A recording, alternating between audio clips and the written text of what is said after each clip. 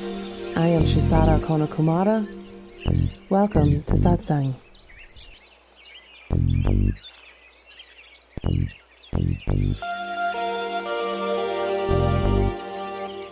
You are beginningless.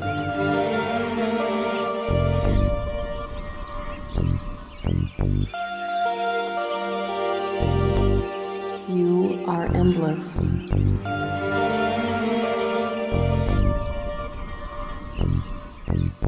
You are divine.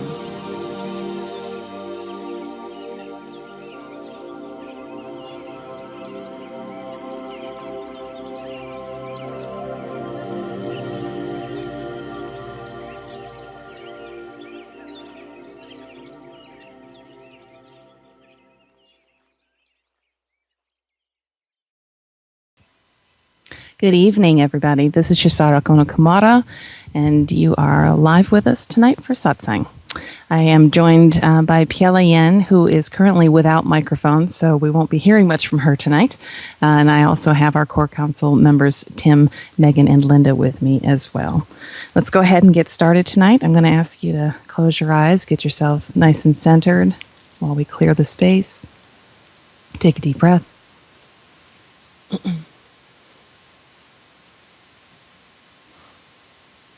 Mother, Father, God, that I am, through the Great Central Sun hierarchy, through the office of the Christ, through the order of Melchizedek, I call upon Archangel Michael to bring the sapphire blue ray. Cut away, cut away, cut away anything in all of our four lower vehicles not emanating directly from our I Am presence. I now call on Archangel Zachiel, keeper of the violet flame. Blaze, blaze, blaze the violet flame through all of our four lower bodies. Transmute, transmute, transmute all the psychic debris Michael has cut free. I now bring forth the invincible ring pass knot and the mirror blue light of invisibility to completely surround each of us. And I call forth a shaft of pure Christ light, one to surround each one of us, and I ask that they be brought to the center of the earth, where I call on Archangel Gabriel to seal them, and I ask that the legions of Michael completely surround each tube of light. And now I ask that our vibrations be raised high above the psychic and astral worlds to the highest realm of illumined truth we each can attain at this time. And now, Mother, Father, God, we place ourselves in service to you and to humanity, and Piela Yen and I place ourselves in service to all of you tonight. We ask that only that which is direct from you be permitted into our perceptions and that all else of the lower mind be kept out. And we ask that only that which is direct from you be permitted through us. Because we have asked this, we consider it so. So be it.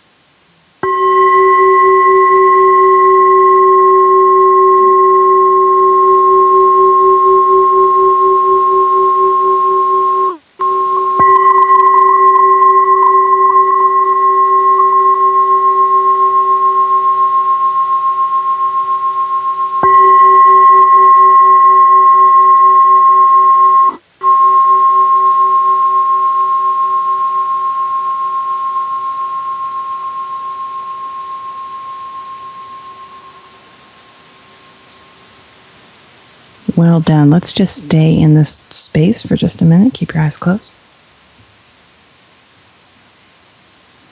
We have the new moon today and the solar eclipse on its way. Lots of energy moving, lots of incoming energies, which gives us an opportunity to be of extra service tonight. And since service is a large part of everybody's mission here, let's utilize that. Let's just take a nice solid 3 really deep breaths with the intention that your physical vehicle be used in service in whatever means necessary for spirit and whatever serves in the highest good of all concerned. Just give yourselves 3 good deep breaths and just allow that energy to move through you. All right.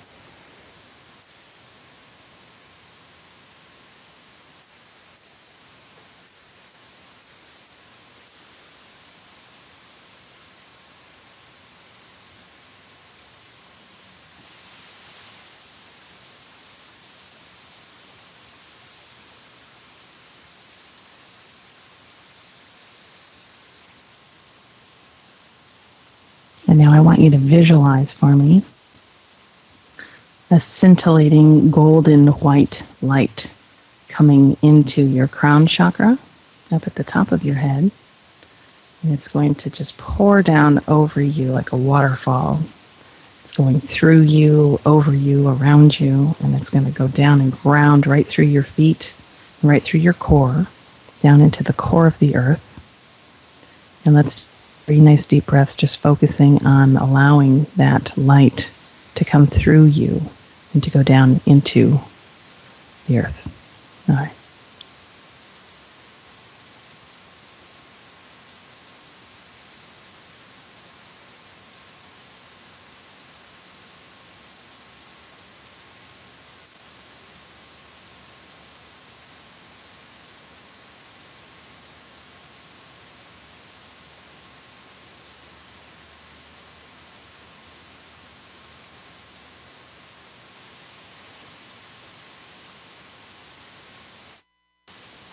Well done. If you experienced any eye twitching or tingling in your crown, there was definitely clearing going on there and some activation. So it's all good. All right, come on back. And thank you for serving with me. So this is an interesting night tonight. We are in Mercury retrograde for, what is it, a couple more days? I don't even know what today is, the 23rd. Is it till like the 25th or something? And so, of course, this is time when if electronics are going to go haywire, it is in Mercury retrograde. And we experienced that right before the show started because I couldn't get my laptop to do what it normally does. So PLAN is without microphone. And I'm feeling very alone over here with no one to talk to. So we may have a little moving the mic around so that people can say things as needed tonight. So just bear with us. All right. How do we do this? Well, let me first just say, for those of you, you won't necessarily know who this person is, and that's okay. But one of the highest levels of teachers on the planet, his name is John Roger, and he transitioned yesterday. And that is important to us as a collective because whenever a major teacher and holder of light on the planet transitions out, it always ushers in kind of a new level of energy and new opportunities for those of us who remain in form in our missions. So even if you don't know what your quote-unquote mission is, it does not matter. The fact is that you are here in service, and just you being you is you being here in service, okay? So I was saying to the group earlier when we were having our satsang here, right, in the office, that, for those of you who do deep inner work, who engage in self-inquiry and who, listen to our satsang program on the radio, you will most likely recognize and hopefully have felt a shifting kind of ramping up and coming, and it will continue, but it's important when someone like that does cross over that we recognize that really that ushers in a whole other dynamic that is going to start to occur on the planet. And part of that requires that anyone who is functioning from a higher level of consciousness really be prepared and willing to step your game up, to move into that next part of your journey, which will require more of you, whatever that means. And it's different for everybody, certainly. But that's exactly where we stand. So since our ongoing mantra has been where do you make your choices from? I'll bring that back in again now because that really is key and it will continue to be more and more important. I was explaining to someone the other day, and I don't know how important it is that people have an understanding of it or not, but we'll just bring it forward. I was explaining the other day that right now, what we're experiencing as a collective is an overlay of dimensional outpicturings of the planet. So, what that means in kind of just very basic terms is that people can be very unawakened in a very, very lower octave area of third dimensional outpicturing and be existing here simultaneously with those who are functioning from higher octaves within the third dimension, and those who actually have transcended that and who are, Christed and functioning from the Christ here in form. And it's pretty unusual to have that happen on a planet. It can't hold it forever. So it's happening to allow people to continue their evolutionary path and hopefully to move into a state of higher consciousness, so that when the split happens, they will be able to move with the energy that moves into non-polarized experience and consciousness versus staying in polarized consciousness. At some point, it has to split. So understand that it's not our jobs to know what that looks like. It doesn't even matter. The fact is, it all comes down to where we're making our choices from. So if we can do our best every day to stay conscious of our motivations, the things that are driving us, and where we are choosing from in our lives, making a choice from our higher understandings, making a choice from our heart, versus making the choice from the personal I that is completely self-centered and egomaniacal, then just the fact alone that you function from that place is going to move you into a space where you'll be able to make that shift when it happens, versus someone who is completely unawakened and just functioning from that primal state of awareness. And when the shift occurs, they're going to have to live that out longer until they're ready to make their own transitions. So just recognize that is what's going on here, and it can't hold it forever. So there are times when it's very interesting here because you actually are functioning in different kind of dimensions depending on the state of consciousness you're in at any given time here right now, which is really cool. I was looking for the word. Like, what's the word for that? It's really cool. So you can be functioning in a really high level and then, drop very quickly. And of course, my students know how that happens. Of course, identification kicks in and bam, you'll be, right down into the negative states of mind and identified with it and thinking that whole story is real and part of your identity, which of course it isn't. And that has to be transcended and seen through. When it's all transcended and seen through, the experience of the outside world will be completely different. So you have to remember that the external reality that you are experiencing is a direct outpicturing of the state of consciousness of the collective. All right. So there are two things going on simultaneously. You have the planet as a whole, the way the collective has imagined it, right, and what we're all holding on to as far as our beliefs and all the things that bind us. That's what we experience when we look at the earth and society and everything. And then within that as well, you kind of exist in your own little bubble of consciousness that is like a holographic duplicate of what the whole is experiencing. However, it's slightly different because it's dictated by your personal patterning, right? So the collective patterning is all the same. Right? There's only one pattern. There's one lower mind, and it's running the program that it runs. It's all it can do. Now, individually, you all are running the same program because there is only one mind. However, in each individuation, it looks slightly different depending on the imprinting that took place, right? Through the span of lifetimes, and then very, very specifically through this lifetime. So everyone's imprinting is slightly different, right? So if you take someone who was, say, an abused child, and then you take another person who was raised in, what we would kind of consider the Cleaver household, like a very, happy, healthy kind of home, the two people are going to experience their own realities very differently, right? One of them has a certain outlook on life that is very different than the other person, obviously, based on their personal experiences. But at the same time, both, when they are triggered, have the exact same experience within the triggering. So the imprint is the imprint. It doesn't change depending on person. It's always the same thing. So when either of them is triggered by, I just got to look. Did that mean something to you? Okay.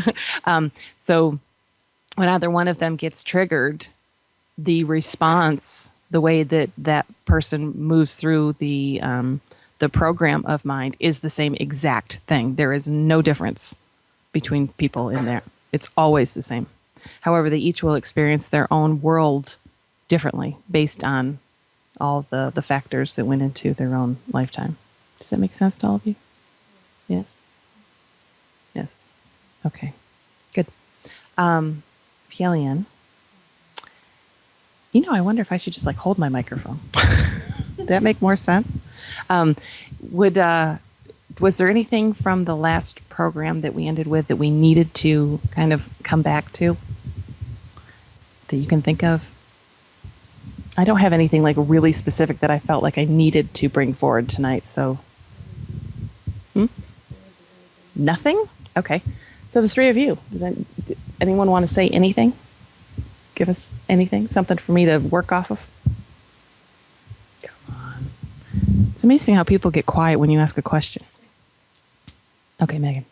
Why don't you come on over and I'll let you speak.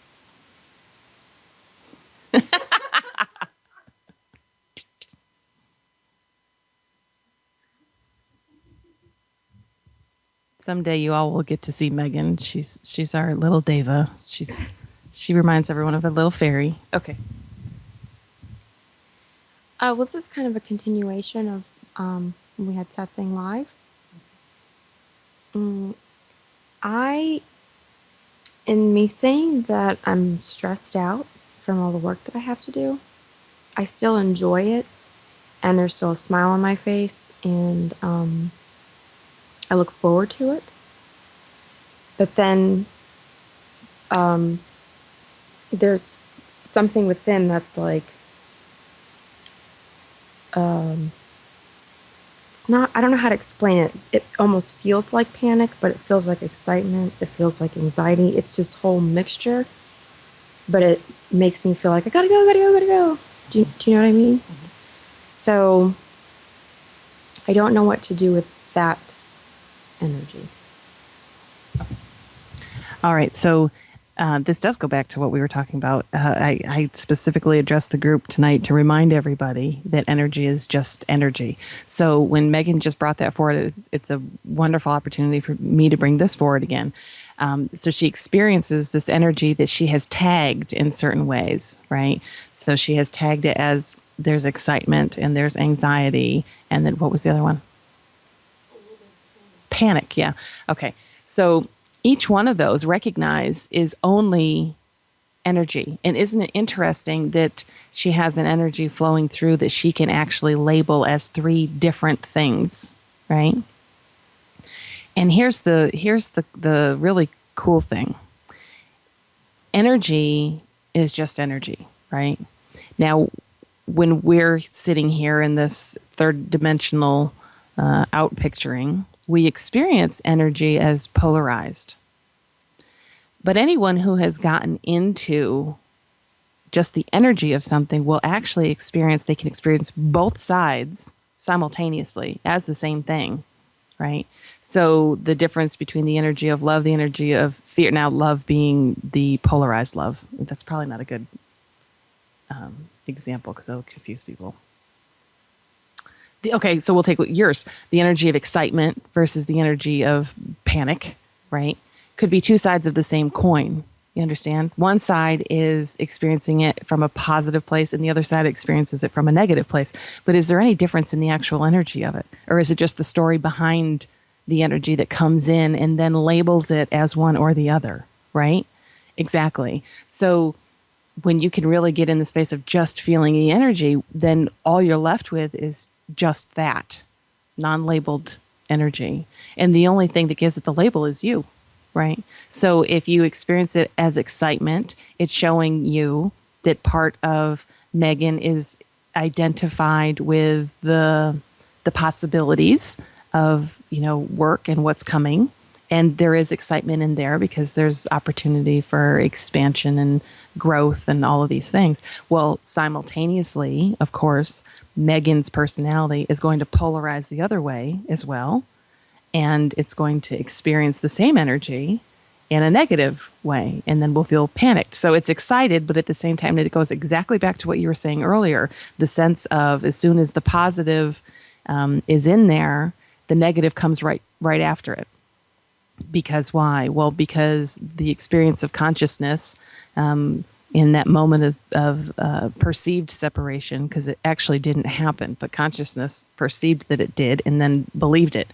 And so in the experience of it, when it felt like it had separated from its source and actually what it is and became something separate from that, it had a sense of shock and confusion. And then after that wore off, all these other states of mind came into being and left it feeling very, well, lots of things, betrayed, abandoned, angry, frustrated, just like a whole slew of things.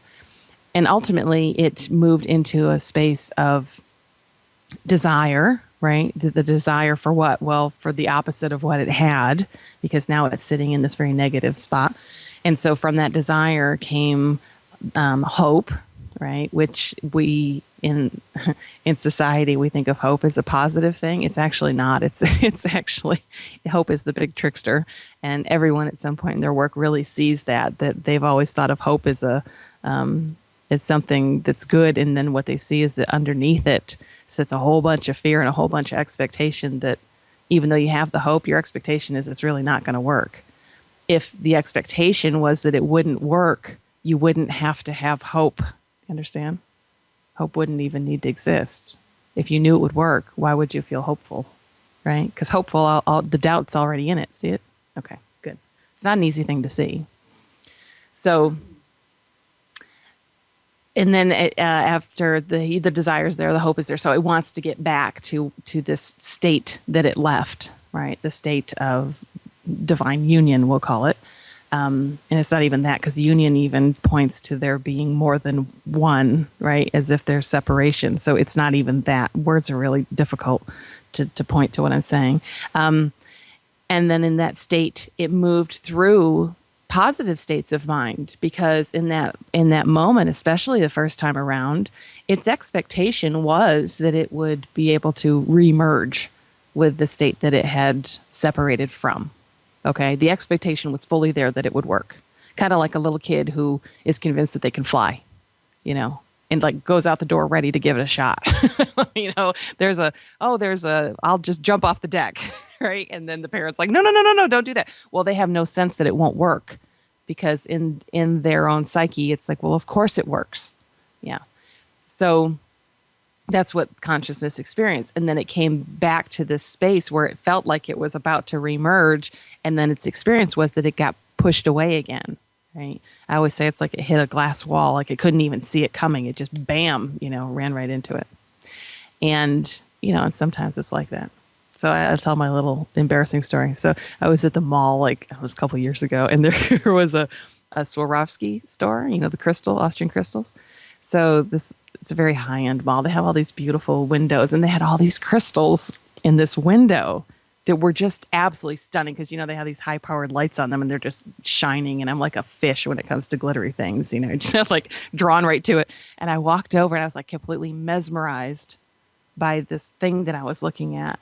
And it was like, oh my gosh. And I like leaned in to see it closer and smacked my head right into the window. Like all these people looked over, and I just busted out laughing. It was just hysterical. I like left a smudge on the window from my forehead. Oh, it's very funny. But it's like that, right? So I had no awareness that there was a window there until I hit it. And then what happened? Shock and confusion, right? What the heck just happened? Oh, it's so funny. And this is exactly what consciousness experienced. And so the first time there's that sense of innocence to it, right? We're like, oh my gosh. But then it's like, now I know the window's there, don't I? So now when I go back to try to get back in, I already know the window's there. See? Do you see how it shifts it? Yeah. And now the expectation is laced with the expectation of failure. You see? So, for as hopeful as we try to be, right? And as much as we kind of muster ourselves up and go, it's going to work this time, there's always the voice in the back that goes, yeah, well, don't count on it, though. Don't count on it. Don't put all your eggs in one basket now, right? Seems like very good advice. Is it good advice in this world? Yes, absolutely. Does it work outside of this world? No, it doesn't. And it doesn't work outside of, in the space of transcending this world. It takes that level of innocence to transcend this world. What did Jesus say? Like come to the Lord as a child, like as a little child. Why? Because it takes that level of innocence. You have to see through the whole matrix and how it all functions, and then come from that space that is innocent, that expects that it's going to happen. Little kid who's convinced he can fly. Well, yeah, right? It's a very tricky thing to live in that space, but yet understand that we live in a world where it doesn't necessarily mean it's going to happen. Do you see? It's really very, very subtle. But it's the expectation that sits underneath it that says that it most likely is not going to work, that is creating the reality that actually outpictures that it doesn't work. You see? The expectation leads to the precipitation.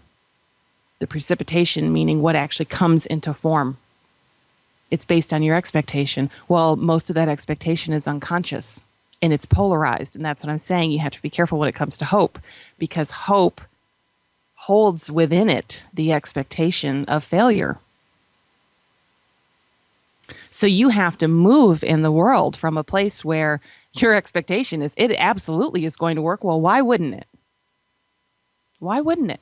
Give me one good reason. Why wouldn't it? Right? To have that kind of mentality, but at the same time have absolutely no attachment to the outcome. So if it doesn't work, the only thing you can see is that apparently it just wasn't supposed to work that time. It had nothing to do with me. It had nothing to do with how much I put into it or how much I believed in it or anything like that, right? It's just for whatever reason that I can't see, because I can't see the whole picture. You're like a spotlight, right? And you would need to be like a floodlight to get the whole picture of what's going on. It's kind of like people when scientists tell you that this even this earth and this reality is like what do you call it? Well, like a tube torus. It's the like the Fibonacci sequence, right? And it's holographic, meaning that every piece contains the whole. It doesn't make a bit of sense, because we're looking around going, well, that doesn't make any sense because these drapes don't look anything like South Africa. Like if it all contains the whole, shouldn't I see the whole? And it just doesn't make sense. The reason it doesn't make sense is because you're too close to it. But if you could back up far enough away, you'd see it. You'd see the whole pattern emerge, right? But we can't see it from here because we are a spotlight and we need a floodlight, right? That's what moving more and more into your multi-dimensional consciousness gives you, is more of that floodlight, so you can see the bigger picture, and it keeps getting bigger and bigger and bigger.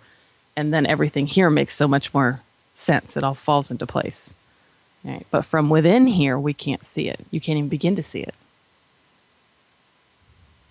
So that's the whole thing with hope. And that's why, the panic comes.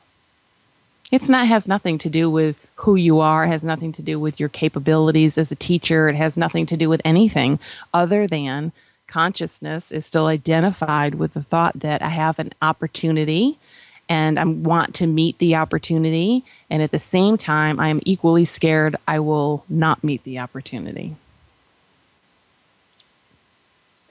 Come on over. Let the people hear you. So are you basically saying that I just keep reliving the primal imprint over and over and over? Yeah.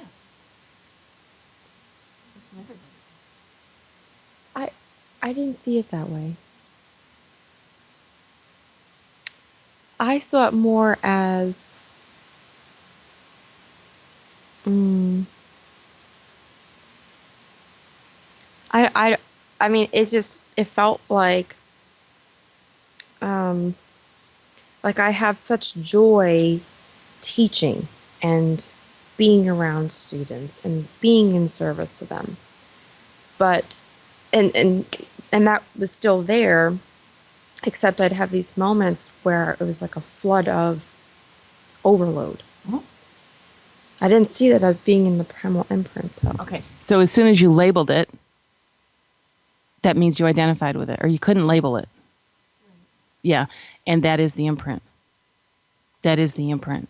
Everyone on the planet is the walking imprint in cycle over and over and over and over. That's what the personality is. That's all it is.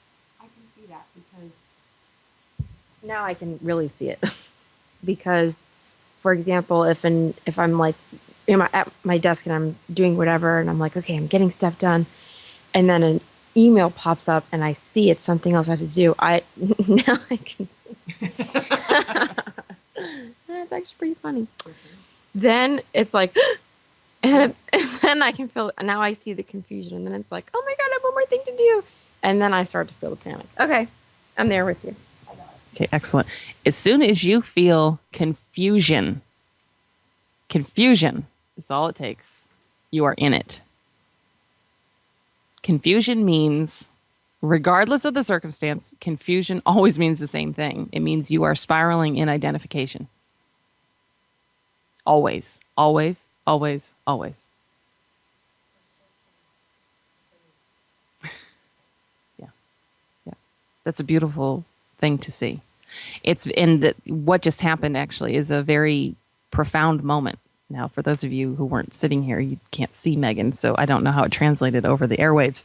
But having the recognition in a moment that literally, in the moment when you can witness your own life as a series of cycles in a program, is an amazing moment. Because simultaneously with that, there is an aspect of you that is outside of it. See, and it's the aspect of you that's outside of that that was able to witness that. You see? And so within it is just this amazing space of, oh, I'm not even that. Yeah, yeah. That's good. That's good stuff. That's worth the price of admission right there.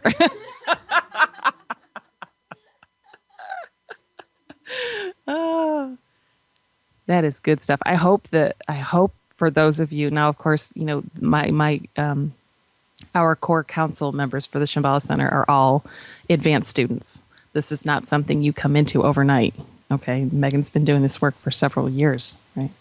So, but I'm hoping that for those of you who, especially if you've been listening regularly, I'm hoping that there's a piece of that you just really caught, because it's a really big deal. It's very hard to get. See, when you first are introduced to these concepts, especially a concept like, you know, your personality is a program, and there's nothing individual about it, and there's nothing unique about it, regardless of what it looks like, you know, it's a program. That's hard for the mind to even hear. Some people can't even hear it, even if you say it. Like they can't even latch onto it long enough to remotely grasp what you're saying. But for those who have developed, you know, further and their consciousness is a little more ripened, they can take that and contemplate it and sit with it and experience just that one thing alone can put someone into a space where they literally experience a shifting just in the contemplation of that. Because it's so profound.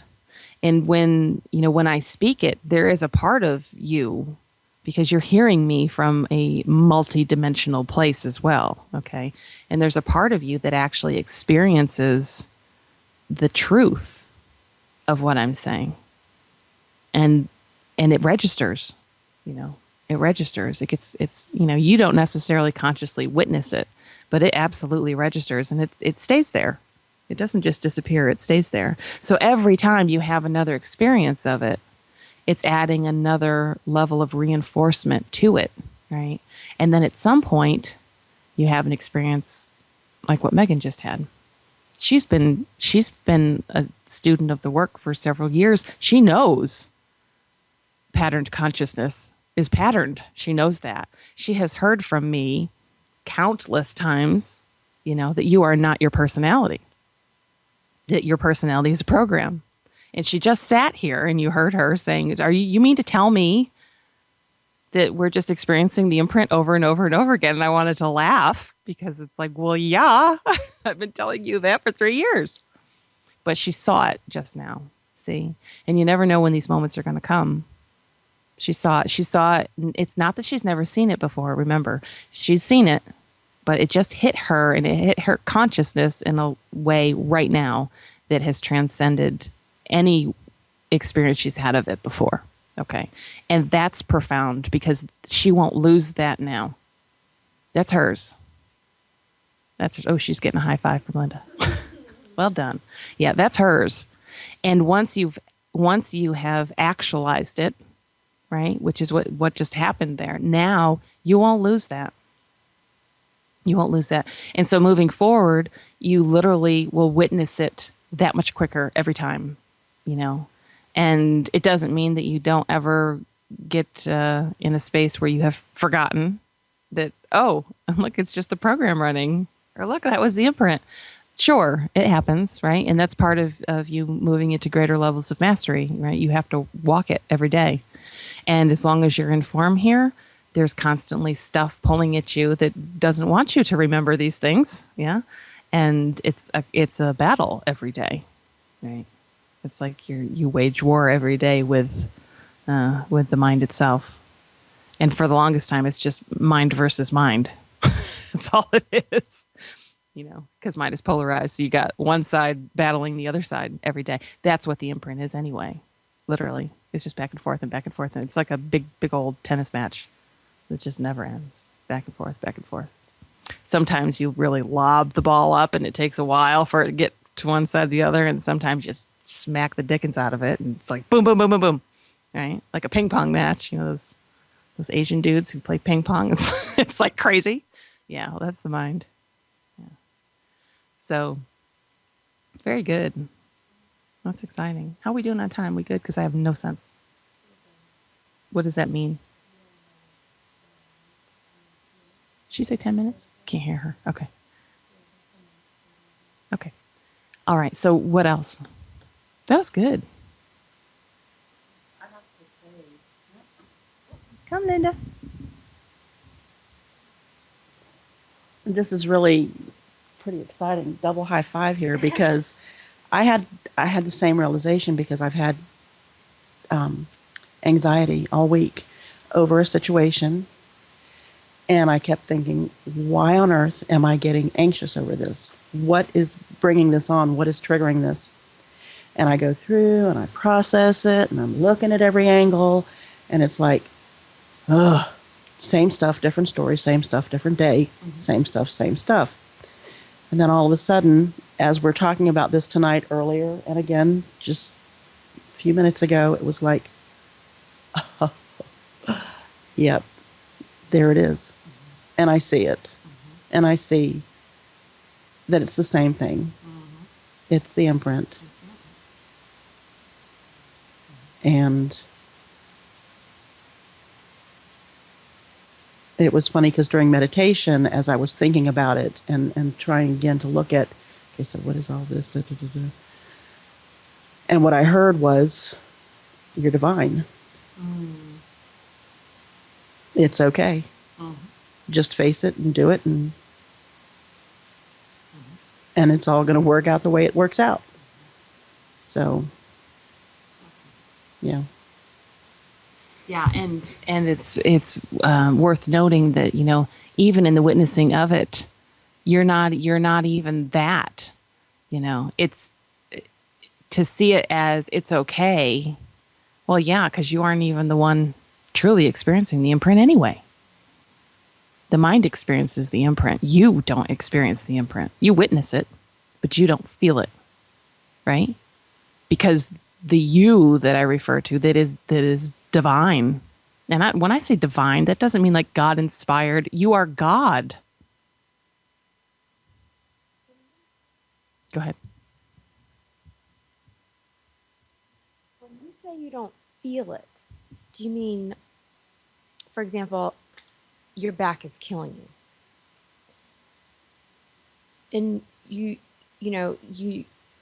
might feel like you're suffering from it, but you don't, right? You step into a place where you're not suffering. You're just, witnessing it. But you would still feel it, right? Okay, so for example, going back to, with me being so busy at work and the panic and stuff, part of that is feeling it in the body. So it will still be there, but I'm not feeling it in the sense that I'm not identifying with it. I just let it run, correct? Exactly. So you have to recognize the reason that you're feeling it in the body, okay, is because it is still a latent energy within your programming, within the pattern of Meghan, and of course the collective pattern of just falling consciousness. That energy wants to engage, right? So even when it's been seen, you pull the curtain back and you see the dude behind the curtain. Even when it's been seen, it doesn't mean that the dude behind the curtain stops doing what it was doing, and there's always the chance that he'll get away with doing it, and then you'll forget he was there. And that's exactly what's going on. So within, there's a level of identification that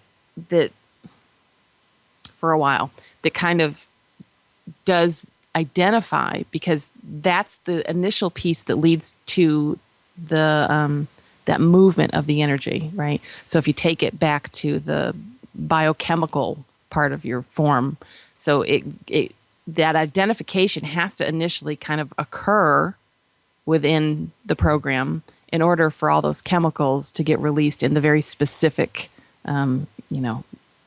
cocktail of chemicals that get released that you now call panic, right? And then they course through the body. So once they're coursing through the body, that's when you're feeling it. You feel that rush of energy. Well, that's what you're feeling, right? Now, the difference is that in witnessing the energy, if you can stay conscious that you are not that it means nothing, it's just energy, at that point, then that energy will dissipate all on its own. Versus you feeling the energy and going, oh my God, I feel so anxious, or I feel like I'm going to have a panic attack.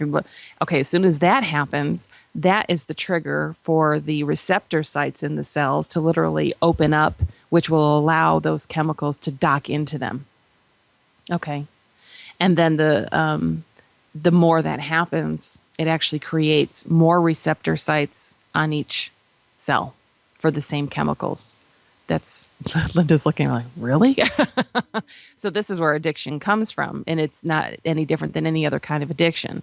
You have someone who, shoots heroin. The very first time they do it, they get a huge high, and then within 2 months, if they continue it, that same dose won't do the same thing to them. Why? Because they've created more the cells have created more receptor sites to allow more in, and it requires more to get the same charge. Okay, so your emotional body isn't any different. It's the same exact thing. It's the same thing. That's why when you bring it to the imprint, the very first round of the imprint, we don't necessarily see shock. We'll see surprise, right? And not a sense of abandonment, maybe a sense of wonder that came of, wow, this is different, And then it goes, oh, okay, so, and then maybe it feels a little like, ooh, a little unnerved by it because I'm all out here by myself in the dark. And it goes, well, it's time to go back. Let's go back, right? And then it hits the wall. And then you could see over the course of several rounds of that, it goes from a little bit of surprise to now the first time you hit the wall, now you're shocked, right? Oh my gosh, like what the heck just happened? What happened? Like seriously confused now. And now more negative stuff is happening and they get amplified, right? Irritation turns into full-blown rage if left unchecked, right? okay, well, this is why. Because the more it's experienced, the more it's reinforced, and then the greater it has to come, the energy. You see? Okay. I can't hear you. I said I just realized something. This is Megan Yeah. is a very anxious person and has been that way ever since I literally can remember. And so it's almost like when you're just saying all that, I was like, oh my God, I feel like I purposefully set myself up so that I can continue that. I can continue those chemicals going. I'm so used to it. That's just like how I live. That's right. And so it just hit me that even though I'm excited about my job and I'm so happy about things and blah, blah, blah, when I still find ways to get that fear, that panic going, that anxiety going, because it keeps the whole story going of Meghan. You bet. That's exactly what's happening. And it's important because if we stood in the space of, I'm so excited about my job, I really love what I do all the time, where's the victim? Where's the victim? Lower mind can't exist without a victim, right? Because it is the ultimate victim. And savior and perpetrator and all of it. But first and foremost, it's the victim. It always comes back to that, right? And that's where the anxiety comes from. As soon as you feel anxiety and you identify with it, you're victimized. Yeah, there it is. You can see how you create it. Yeah, that's right. That's right. And that's exactly what the personality does. It sabotages itself all over the place. A lot of it is unconscious. You'll never see it coming. This especially trips people up because I will tell them that when say someone comes to me and they have a spouse and they've had issues with their spouse or whatever, and I'm like, well, what'd you expect? You called it forward. I'm like, what are you talking about? Like I said, I wanted, this is the kind of person I wanted, but when it all was said and done, after we were together, like his true colors came out or whatever we're going to call it, and now she experiences him that way. And it's like, you knew the whole time that he was going to be that way. You looked for it. It doesn't mean you were conscious of it, right? Because, and here's the trippiest part of the whole thing, mind is singular. Okay? Mind is singular. So mind is looking in itself, yeah? It doesn't have far to look to find the match for what's going to trigger the patterning here. You see? Because it sees it all. It's singular. It's completely outside of your awareness, but it's singular. Yeah, wow. And that's exactly what's going on. You will always bring to you that thing that you say you don't want. You will always bring it to you because you're actually looking for it. Now, it's not conscious, but that's what's going on in the mind. It's always looking for it, and it sabotages itself over and over and over again, just so that you can end up back in the victim role and reinforce that again. We good now? Is it time? Okay. So it was a good session. Well done. Thank you, Megan, for sharing with us, and Linda. So tonight we're going to have our meditation, and I want to dedicate our meditation tonight to John Roger, if we can do that. And he's here. That's beautiful. So let's sit with his energy for the next 5 minutes. Thank you so much for joining us, and we will see you next week. Good night.